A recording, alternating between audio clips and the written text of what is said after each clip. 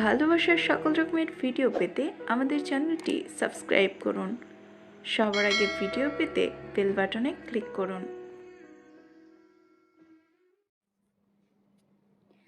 আসবো ফিরে আবারও পর্ব 15-এর দ্বিতীয় খণ্ড। সুরভি আক্তার। সকাল থেকে হাঙ্গামা শুরু হয়েছে আরও বেশি। সবাই ব্যস্ত, কেউই ফ্রি নেই। সাফা ঘুম থেকে উঠেছে 10টা নাগাদ।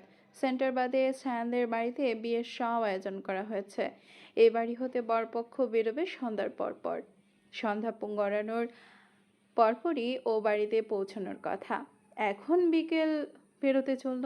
মেঘা সাফার রুমে তাড়াহুড়ো পড়ে গেছে সাফার সাজগোজ নিয়ে। বরপক্ষ বেরোবে ঘন্টা দুয়েকের অন্তরে, তারও কম সময় হাতে। সবাই যে যার মতো করে তৈরি হতে ব্যস্ত। সাফা একখানা অফ হোয়াইট রঙের গাউন কিনেছিল সেদিন। কোনো কিছু পছন্দ হচ্ছিল না তার। অপছন্দের তালিকা হতেই মনকে মানিয়ে দুটো ড্রেস কেনা হয়েছিল। পরে সায়ান আলাদা করে ওকে নিজে পছন্দ করে একটা ড্রেস কিনে দিয়েছিল। এটাই সেই ড্রেস, গর্জিয়াস কাজের একটা গাউন। বাকি দুটো সাফার মনে লেগেছিল না। এটা আজ একটু ভালো লাগলো, এটা পরবে এখন। চটপট করে চেঞ্জ করে আসলো সে। মেঘা সেই থেকে রোজের মুখোমুখি হয়নি পর্যন্ত। সকাল থেকে দেখা মেলেনি রোজের। নিজে কেনা শাড়িটা গায়ে জড়িয়েছে সে।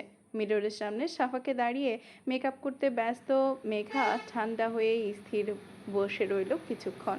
শীতল চোখে সাফার দিকে তাকিয়ে রইল। সাফা আনমনে কত কি বলছে আর সাজগোজ করছে। ওর বকবক শুনে শব্দহীন হাসলো মেঘা। বিছানা থেকে নামতে নামতে বলল, আমি একটু আসছি আপুর রুম থেকে শাড়ির কুচিগুলো গুছিয়ে নিতে হবে। তুই তো ব্যস্ত, আমি বরং আপুর কাছেই যাই। মেকআপ করবি না? এসে করব। একেবারে করে তারপর বের হ। একসাথে বেরোবে প্লিজ। আমাকে রুমে একা রেখে যাস না। তুই আমাকে জায়গা দিচ্ছিস? পুরো মিররটাই দখল করে নিয়ে বসে আছিস। আমি বরং আপুর কাছেই যাই, গিয়ে দেখি বাবুকে কি রেডি করা হলো কিনা।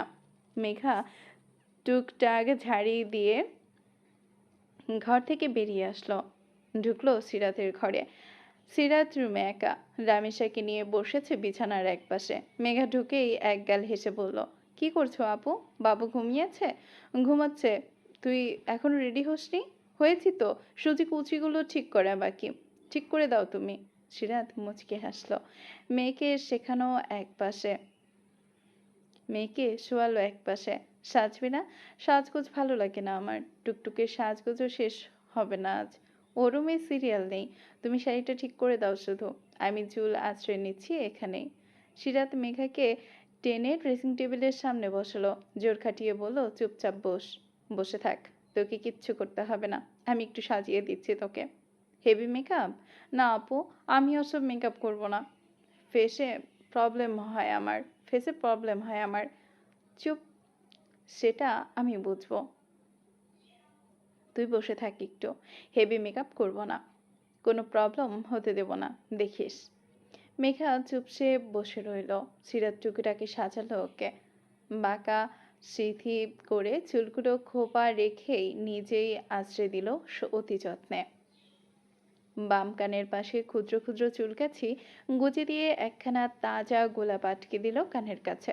খুব হালকা করে মেকআপ বসিয়ে দিল নিখুঁত উজ্জ্বল মুখখানায়। গতদিনের ন্যায় কাজল লাগিয়ে দিল রমণীর টানা হরিণী দুচোখে। তবে আজ গাঢ় করে লাগিয়েছে। ঠোঁটেও ঠোঁট রঞ্জন। মেঘার কানে দুটো স্বর্ণের দুল ছিল। সিরাত অনুমতি নিয়ে সেই দুটো খুলে ছোট ছোট দুটো ঝুমকা পরিয়ে দিল। মেঘার পরনের শাড়িটা হালকা রঙের, সেই সাথে মিলিয়ে হালকা করেই ওকে সাজালো সিরাত। অবশেষে মুগ্ধ নয়নে চেয়ে হাঁপ ছেড়ে ঠোঁট প্রসারিত করলো। আয়নার সামনে থেকে সরে গিয়ে মেঘার মুখ প্রতিবিম্বে ভাসিয়ে বলল ভ্রু নাচিয়ে, নিজেকে কেমন লাগছে বল। দর্পণে ভেসে ওঠা নিজের প্রতিবিম্বের পানে তাকায় একবংশে সহসা শব্দহীন হাসি নিজেকে দেখে। সাজগোজ ওর কোনো কালেই পছন্দ নয়। সেভাবে সাজগোজ করা হয়নি কখনো। আজ টুকটাক একটু সাজেই নিজেকে দেখতে নিজের কাছেই বেশ ভালো লাগলো। হাসি প্রসারিত করে বলল, তুমি খুব সুন্দর সাজাতে পারো। সাজাতে পারি না, চেষ্টা করেছি তোর ওপর। তাই তুই সুন্দর তো, তাই একটু সাজেই খুব সুন্দর লাগছে তোকে, একেবারে পরীর মতো। মেঘা হেসে ফেলল, বলে আবারও নিজেকে খুঁচিয়ে দেখে। চুলগুলো খোলা রাখবো আপু, ভীষণ গরম। বেঁধে দাও না। খোলা চুলে তোকে আরো বেশি সুন্দর লাগে, খোলাই থাক। মেঘা ঘাড় নাড়িয়ে বলে উঠতে উঠতে, আচ্ছা তাহলে শাড়িটা ঠিক করে দাও, এখন এলোমেলো লাগছে, জড়িয়ে যাচ্ছে পায়ে, মনে হচ্ছে কালকের মতো খুলে যাবে আবার। সিরাত ভুরু গুটিয়ে তীক্ষ্ণ স্বরে বলে, না বোঝার ভঙ্গিতে, কাল তো শাড়ি খুলে গেছিল? ও হ্যাঁ তো, রৌদ্র ভাইয়া তোকে কোলে নিয়ে বাড়িতে এসেছিল সবার সামনে নিয়ে, লক্ষ্য করেছি আমি। কিন্তু পরে কি হলো? তোকে তো আর দেখিনি কাল, খেয়াল ছিল না। নিচেও নামিসনি বোধহয়, ডিনারে দেখিনি তোকে, কোথায় ছিলি? মেঘার মুখখানা বদলে যায় অমনি, হাস্যোজ্জ্বল মুখে আধারে ছাপ নেমে আসে, কপাল পরে শুকনো ভাঁজ, কণ্ঠ চড়াও হয়। কোথায় আবার থাকবো, রুমেই ছিলাম। এখন আমি নিচে যাই একটু, বেরোনোর সময় হয়ে গেছে, এক্ষুনি তো বেরোবোই সবাই। আমি গিয়ে দেখি কার কত দূর হলো। বলেই আর কিছুতে কান্না দিয়ে সিরাতের ঘর হতে বেরিয়ে আসলো মেঘা। সিরাত হাসলো ওষ্ঠ পিষে। শাড়ির কুচি খানিক উঁচু করে সিঁড়ি বেয়ে সাবধানে নিচে নামলো একবংশী। ড্রয়িং রুমে নতুন বরকে ঘিরে রেখেছে সবাই। শুভ্রের সব ফ্রেন্ডরা এসেছে, মোটে 6-7 জন হবে। তবে বেস্ট ফ্রেন্ড অনুপস্থিত সায়ানের শূন্যতা বড্ড বোধ করছে শুভ্র। আজও আছে ওদের সাথে। শুভ্রকে খুঁটিয়ে খুঁটিয়ে দেখছে সকলে। শুভ্রের পরনে সাদা ধবধবে শেরওয়ানি, কাঁধ গলিয়ে খয়েরি পাতলা স্টোনের ভাঁজ করা সম্পূর্ণ তৈরি সে। মেঘা ওকে দেখে হাসি প্রকার করলো, এগিয়ে এসেও ফাঁক পেল না কাছাকাছি যাওয়ার। এতগুলো ছেলের ভিড়ে যেতে চাইলো না জড়তায়, দূর থেকে ডাকলো চিকন স্বরে, ভাইয়া। আদ্র আর শুভ্র চকিতে তাকায়, সাথে বাকি ছেলেগুলো। মেঘা এক চিলতে হেসে আরও একটু এগোতেই আদ্র গলা উঁচিয়ে ডাকলো তৎক্ষণাৎ, এখানে কি চাই? ভ্যাবাচিকা খেলো মেঘা, দ্রুত থেমে মাথা চিবুক বরাবর নামালো গুটি গুটি পায়ে। আদ্র পাশের বাকিদের দিকে এক পলক চেয়ে করে চাইল, সকলের চাহনি মেঘার দিকে। সকলকে পরখ করে নিয়ে মেঘার প্রতি কণ্ঠ আরও একটু নরম করে বলল, উপরে যা মেঘ। সহসা বাধ্যের ন্যায় তড়িঘড়ি করে মাথা উঠাতে লাগলো মেঘা। আদ্রের ধারণা মোতাবেক ও পাড়া বাড়াতেই ছেলেগুলোর মধ্যে একজন বলে উঠল মেঘার চলার পানে তাকিয়ে, আরে ভাই, এটা আবার কে? নতুন আমদানি মনে হচ্ছে। এলোটা কোথা থেকে? আগে তো কখনো দেখিনি। ভাইয়া বলল, কি রে, ও কি তোদের বোন? আদ্র খানিকক্ষণ গম্ভীর দৃষ্টিতে শুভ্রের দিকে তাকায়। শুভ্র এক মুহূর্ত চোখ বুজে দম রেখে বলে কাজ সরে, হ্যাঁ বোন হয় আমার। তোকে বা তোদের ওদিকে নজর দিতে বলেনি কেউ। Mind your eyes side. একই জন ঘাড় ডোলে বলল বিপরীতে, সামলাবো কি করে ভাই, তোর বোনটা তো আগে দেখিনি। এটাই তোর এটাই তাহলে তোর বোন? অনেক শুনেছি ওর কথা, পুরোই জোশ তো। এই জন্যই তাহলে শ্যান এতটা পাগল হয়েছে তোর বোনের প্রতি। মারকাটারি ফিগার বলতে হবে তোর বোনের। হাতও দাঁত খিচে হাত মুঠো করে নেয়, কুৎসিত ইঙ্গিত সূচক বাক্যের অর্থ ক্ষোভের তোটে তোটে দপ করে মস্তিষ্ক রক্তক্ষরণ হওয়ার উপক্রম হয়। সাফা মেঘা দুজনকেই খারাপ ইঙ্গিতের বর্ণনা করা হলো উক্ত তুলনার দ্বারা। মেঘাকে সাফা ভেবে সায়ানের সাথে উল্লেখ হলো এখানটায়। আজও এটাই ভেবেছিল। এই ছেলেগুলোর মধ্যে গুটি দুয়েকের স্বভাব ওর জানা। শুভ্রর সব ফ্রেন্ড আদ্রর পরিচিত। এ দুটোর সাথে শুভ্রের সম্পর্ক কারো নয়। ইনফ্যাক্ট এখানকার কারোর সাথেই তেমন ক্লোজ নয় সে, শুধুমাত্র সায়ান ওর জীবনের সব। বিয়ের খাতিরে এগুলোকে ইনভাইট করা হয়েছিল দায়সারা। এরা যে এভাবে দল বেঁধে ডিরেক্ট বাড়িতে হামলা দেবে তা শুভ্রের ধারণাতেও ছিল না। এখন এই মুহূর্তে মেঘার ওপর এমন কুৎসিত ইঙ্গিত সূচন তকমা লাগতেই আদ্র ফোঁস করে বলে উঠল রাগ দেখিয়ে, ভাইয়া নিজের ফ্রেন্ডদের সামলাও, দৃষ্টি সংযত করে বলে ওদের, আদারওয়াইজ আমি ভুলে যাব ওরা ইনভাইটেড। শুভ্র সংযত হয়ে ওদের সব ছেলেগুলোর উদ্দেশ্যে বলল, বাইরে যা তোরা। হোয়াট হ্যাপেন্ড দোস্ত? বাইরে যাব কেন? আর আদ্র, তুই এভাবে কেন কথা বলছিস? রেগে গেলি কেন হঠাৎ? খারাপভাবে নিস না ব্রো। আমি তো শুধু তোদের বোনের প্রশংসাই করলাম। সিরিয়াসলি ও ভীষণ সুন্দর। বাকি কথাটুকু কণ্ঠনালীতে ভেদ করলো না। ছেলেটার বাহুতে টান পড়লো। শক্তপোক্ত শরীরটা কেউ হিড়িয়ে টেনে ছুঁড়ে ফেললো সদরের বাইরে। ভরকানো উপস্থিতির সকলে। ছেলেটা পড়তে পড়তে বেঁচে গেল, নিজেকে সামলে দাঁড়ালো কোনো রকমে। তাজ্জব নজর চেয়ে বুলি ফুটলো, বিরক্তি প্রকাশ করলো। রুডি, এটা কি ধরনের behaviour? Shut up.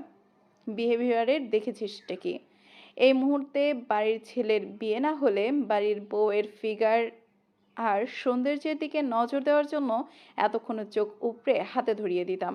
Hugh laser, বাড়ির ভেতরে আর এক পাও তুলে আনার চেষ্টা করলে ঠ্যাং ভেঙে রাস্তায় বসিয়ে দেব।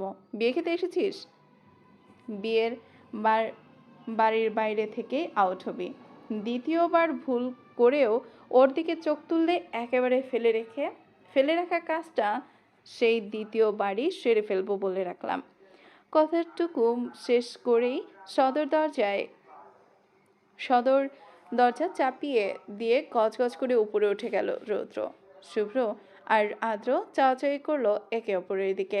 মেঘা উপরে উঠে এসে একে একে সবার ঘরে উকি দিয়েছে।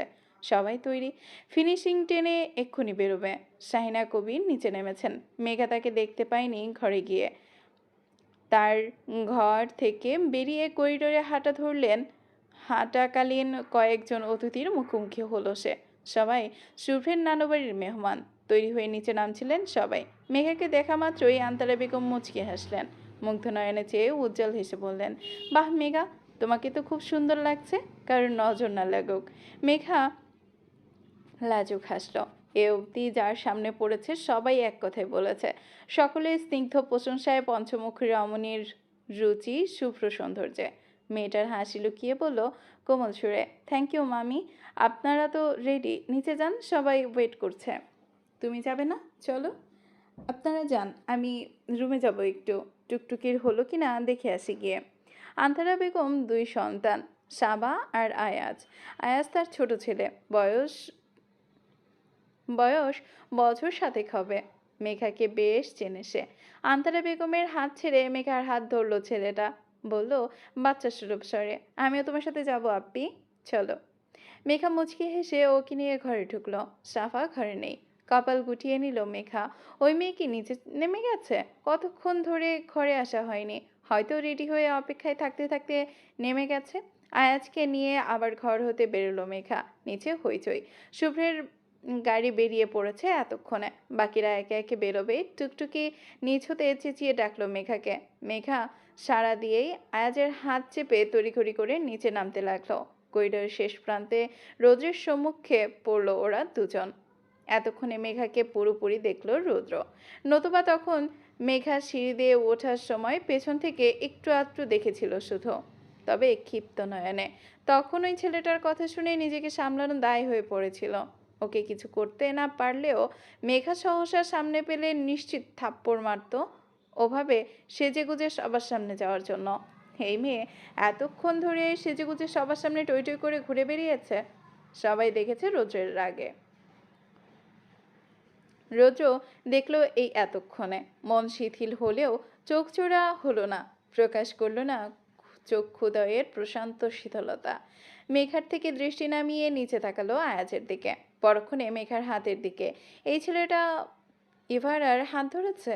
তিরিক্ষি জ্বলে উঠল রাগান্বিত শিরা উপশিরা। একেই রেগে আছে সে, সেই রাগে বজায় রেখেই ধমকালো, এই ব্যাঙের পোনা, হাত ছাড়োর। চমকে এক নিমিষেই ঝট করে নিজের হাতের মেঘার থেকে ছাড়িয়ে নিল ছেলেটা। পিছিয়ে গেল এক কদম। আবার সশব্দে ধমকালো রৌদ্র, যায় এখান থেকে। মুহূর্তেই বাচ্চাটা ছোট ছোট পদক্ষেপে ছুটল ভয় পেয়ে। মুখ কুচকানো মেঘা বিব্রত হলো কিছুটা। এই লোকের হাব ভাব বোঝা বড় দেয়, হলেও বুঝতে যথেষ্ট সক্ষম তার তীক্ষ্ণ মস্তিষ্ক। তবে প্রকাশ্যে অনিচ্ছুক। রৌদ্র এ পর্যায়ে আবার পূর্ণ দৃষ্টিপাত করলো মেঘার দিকে। রাগ দেখিয়ে গর্জালো, ইডিয়েট, এভাবে কোথায় যাচ্ছিস তুই? মুখ বাঁকিয়ে মৃদুস্বরে ভেঙ্গিয়ে উত্তর করল রমণী, জাহান্নামের চৌরাস্তায় যাচ্ছি, যাবেন? গেলে পরে চৌরাস্তার থেকে আপনাকে জাহান্নামের ভেতর ধাক্কা দিয়ে আমি পালিয়ে আসব। অন্তত এতে করে মুক্তি পাবো আপনার মতো ইরিটেটিং পারসনের থেকে। যত্তসব। কোথা থেকে উড়ে এসে জুড়ে বসে হঠাৎ? ইডিয়েট! থাপ্পড় মেরে জাহান্নামের চৌরাস্তার পথ ফুলিয়ে দেব। যাতে করে আমার থেকে মুক্তি পাওয়ার কোনো চিন্তা না আসে মাথায়। চল এখান থেকে। রৌদ্র হাত বাড়িয়ে খপ করে মেঘার হাতটা ধরতে গেলে দ্রুত পিছিয়ে যায় মেঘা। ঝাই ঝাই করে চিবিয়ে ওঠে। খবরদার ছোবেন না আমায়। কোথায় যাবো আমি আপনার সাথে? উল্টো পথে। যে পথে উল্টো পথে। যে পথে আমার থেকে মুক্তি মিলবে না সে পথে। যে পথে দাঁড়ালে আমার কাছাকাছি আসবি সে পথে। যে পথে নিয়ে গেলে অন্যের লোলুপ দৃষ্টির সীমানা থেকে দূরে সরে আমার তৃষ্ণার্ত দৃষ্টির সীমানায় সীমাবদ্ধ হবি সে পথে। খুব তো ঠ্যাং ঠ্যাং করে সেজে গুজে রং তামাশা দেখিয়ে বেড়াচ্ছিস ইডিয়েট। তোর এই সাজগোজ ছুটাবো আমি। চল আমার সাথে। তৎক্ষণাৎ পালানোর পথ বন্ধ করে মেঘা ডান হাতের কবজি শক্ত করে নিজের খড়খড়ে হাতের মুঠোয় চেপে ধরল রৌদ্র। হিড়হিড়িয়ে টেনে নিয়ে যায় ঘরের দিকে। মেঘা পা চিপকে আটকাতে চাইলে পারে না পুরুষালী শক্তির বিপরীতে। রৌদ্রের হাতের ওপর নিজের অপর হাত রেখে আটকানোর চেষ্টা করে ঝেড়ে পড়ল। রাইনো মুখোশ, ছাড়ুন আমায়। সবাই ওয়েট করছে আমার জন্য। দেরি হয়ে যাচ্ছে আমার। ছাড়ুন অসভ্য লোক। চলবে। এই পর্বটি ছোট হয়েছে কারণ এটি 15 পর্বের দ্বিতীয় অংশ দেওয়া হলো। খুব শীঘ্রই 16 পর্বটি নিয়ে আসার চেষ্টা করব। Thank you for watching.